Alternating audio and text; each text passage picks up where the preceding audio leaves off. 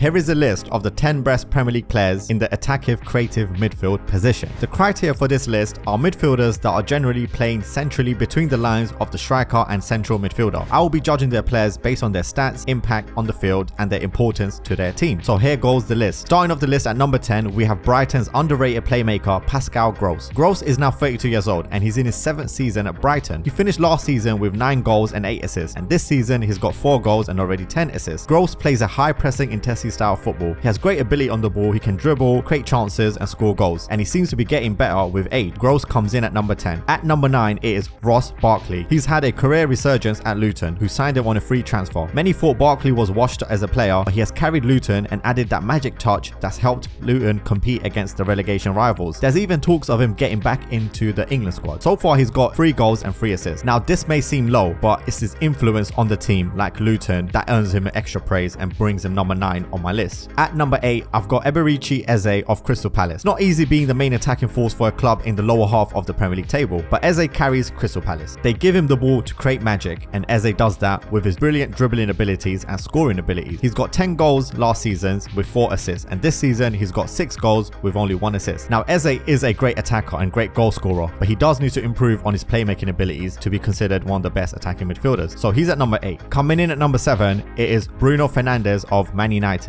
One of the most divisive players in the Premier League. Man United fans love him, rival fans hate him. But on his day, Fernandes is one of the best attacking midfielders in the league. This season, he hasn't been great, but Fernandes still has great passing ability, vision, creativity, and scoring ability. His goal output was something amazing about him in his early years at Man United, but since then, the goal outputs have gone down, and so has the assists. Last season, he finished with 8 goals and 8 assists, and this season, he only has 3 goals and 6 assists. And it's one of the main reasons why Man United are playing badly, that the fact that they can't get the best out of Bruno Fernandes, and that's why it's worrying time, and that's why it lands Bruno Fernandes so low in my list. Coming in at number 6, it is Liverpool's Dominik Szoboszlai. Liverpool fans are in love with this player, and for good reason, as he has potential to be one of the best number 10s in the league. He has great first touch and a wand of a right foot. He also has very good vision and passing range. He's still adjusting to playing for an intense club like Liverpool and an intense league like Premier League, but once it all clicks, Szoboszlai will become more and more influential and one of the best attacking midfielders in the league. At number 5, I've got Lucas Paqueta of West Ham.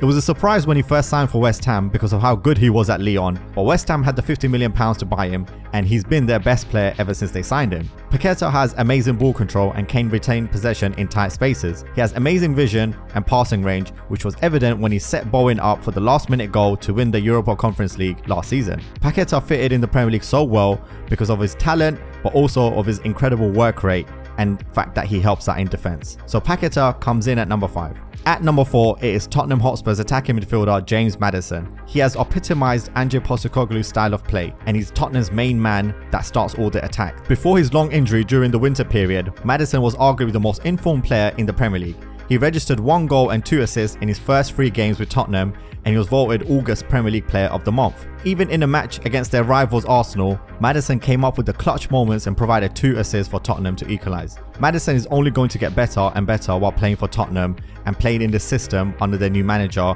and he'll become more influential as they get more better players around him. So he comes in at number 4. At number 3, we have Phil Foden of Man City. It's hard to believe Foden is still only 23 years old. That is how impactful he has been from a young age. He often is cited as the most naturally gifted English footballer in a very long time. At a time when City were full of superstars, Foden was the only academy player that was able to break in, establish himself as not only just a City starting 11 player, but one of their best players. Foden had trouble finding his best position because Guardiola loves using him everywhere, but that's a credit to Foden's adaptability and ability in football. So whether it's on the wing or central, Foden is one of the best attacking midfielders in the league. He can find the right pass, make the right dribbles, and even this season he's come alive and he's scoring goals plenty, and he's arguably been Man City's best player this season, which is a hard thing to do because of how many great players they have. Coming in at number 2, it is Arsenal's captain Martin Odegaard. What a redemption arc for Odegaard, the once 16-year-old prodigy that flopped at Real Madrid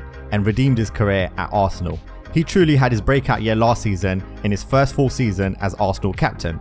Playing at the heart of Arsenal's midfield, Odegaard is a creative genius with his feet. With slick passes, slick skills, slick dribbling, slick everything, he's known for his amazing technique on the ball, he's got a great range of passes, and he's just an all-round amazing playmaker. Last season, Odegaard scored 15 league goals, which is a remarkable feat for a midfielder. He also contributed with 7 assists. Odegaard is only reaching his prime years now. He signed a new contract at Arsenal, so Arsenal and Premier League will get to watch him as he reaches his prime years, and he's only going to get better, and it's an exciting time to be an Arsenal fan because of their captain. So Odegaard comes in at number 2. At number 1, it's a no-brainer. It's none other than one of the greatest players to ever grace the Premier League, Kevin De Bruyne. De Bruyne is now 32 years old. He's in his 9th year in the Premier League as a Man City player. And although he may not be as explosive, as fast as he used to be, De Bruyne is still the best attacking midfielder in the league, hands down. Odegaard at number 2 is closing down on De Bruyne, but admittedly, he's nowhere near De Bruyne yet. De Bruyne was integral last year in helping Man City do a historic treble. He's gone even better since Erling Haaland signed for Man City, and he just absolutely puts the goals on the plate for Haaland to bury. De Bruyne finished last season with 32 league games, scoring 7 goals and providing incredible 16 assists. This season, he's missed most of it because of injury, but he's now back just in time for Man City as they go for all the titles, all the cups, and no doubt De Bruyne is going to have a big say in everything Man City do well. So that was my list. De Bruyne came in at number 1. Please let me know in the comments what you think of my choices. Please give the video a like and please subscribe to my channel if you want to see more content. Thank you.